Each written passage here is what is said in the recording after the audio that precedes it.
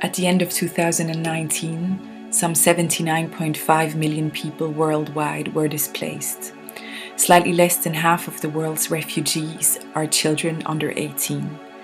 UN Refugee Commissioner Filippo Grandi says, "We are observing a changing reality. Not only does displacement currently affect many more people, but it is no longer a short-term and temporary phenomenon. Those affected cannot be expected to live in uncertainty for years with no chance of return and no hope for a future in their place of refuge. We need a fundamentally new and more positive attitude towards all who flee, coupled with a much more determined effort to resolve conflicts that last for years and are at the root of this immense suffering."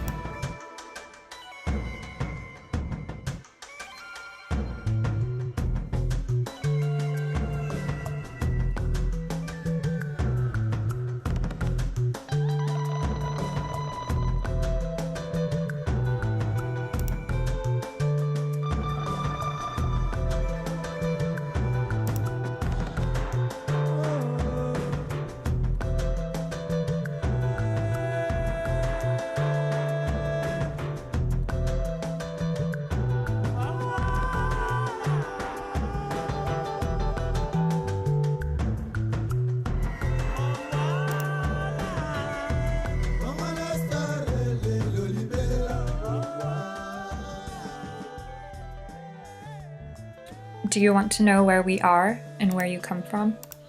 Dear seedling, let me tell you this. It's so nice and warm because we're in Kenya. Yes, in Africa. Your parents, grandparents, and many generations more already lived here. It was a bit different, yes. There have been large herds of mega-herbivores like elephants and wildebeests in numbers back in those times. Things change.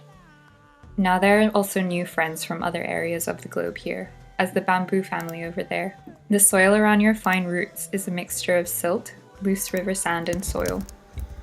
The sand provides pore space in which water and air have room. The soil with all its nutrients made Scienece and an Ayana for you. Over there in the compost center, they have learned the technology and they are already making new compost. Look, Scienece brings withered millet plants and puts them on the place Ayana prepared for them. The coarse corn stalks later allow some air circulation in the pile. This is important for the composting process. Over this, they place a layer of dried napier or other grass. They put whatever is available. Right, the cattle herders regularly bring their dung. Ayana and Scienece now spread this over the grass. The dung contains many organic components and valuable microorganisms.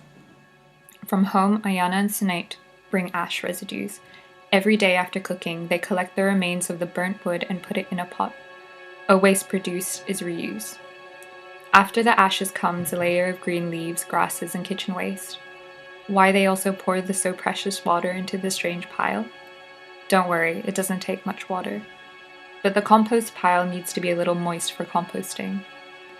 Before Scienece puts the tarp over the pile, Ayana adds the soil that she shoveled aside at the beginning. This is how the compost pile is layered. What the stick in the pile is for? This is the thermometer. Ayana or Scienece will pull the stick out of the compost every 4 to 5 days and see how warm and moist it is. And after 7 to 10 days, they turn the compost pile so that the top layer is at the bottom and vice versa. They'll do this 3 times until the compost is ready. You can see this on the thermometer stick, which now has a white layer of fungus on it, which shows that the composting is finished. Right, it smells wonderful. Wow, watch out now, we're getting wet. That's right, Arthur comes every day and brings water. He can take it from the well. When it rains, the big roof of the pavilion collects the water and directs it into the ground. We call it rainwater harvesting. There in the ground it is stored. The big hole is lined with a layer of clay to keep the water inside. The technology is very old, and was also used by the ancient Romans, for example, in Venice. Water is important for you, especially while you are still young. When you have bigger roots, you can provide yourself with water. Exactly, you will be as big as the tree under which Samuel and Amadou sit every day and talk about their travels and experiences. I think it's very good for them to sit in the shade of the big trees, to philosophize and tell each other stories. I think they've experienced many bad things. This place helps them and allows a little peace. You'll grow pretty much the same size because you also grew from a seed, the mobola plum. Sure, you'll also have fruit that the kids love to eat. Also, your leaves and bark will be able to help many people when they need medicine. Soon, you will come to the market and someone will take you home and plant you out. Then you will help and bring joy to the family for many years. That will be great. That's right, unfortunately, you won't be able to hear the concerts that always take place in the pavilion after the market anymore. But you will discover a new area of the settlement, and you'll get to know new people. Together with all the many, many other seedlings, you provide a huge service to settlement and all the people here. You can be proud that you will grow here in this soil and be a symbol for a livable future.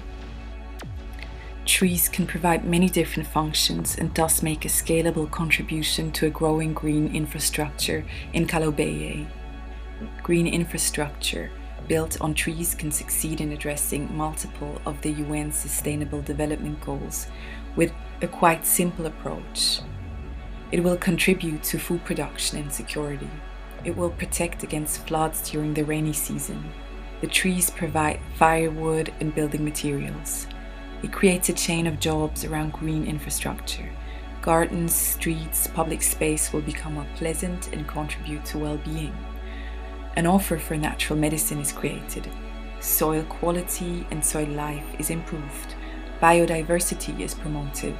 The local climate is influenced. And the good thing is, this list is not exhaustive. One tree has the potential to change the life of a family. Many trees have the potential to change the reality of life of the whole settlement, restore the landscape and the kalobeyei ecosystem as a whole.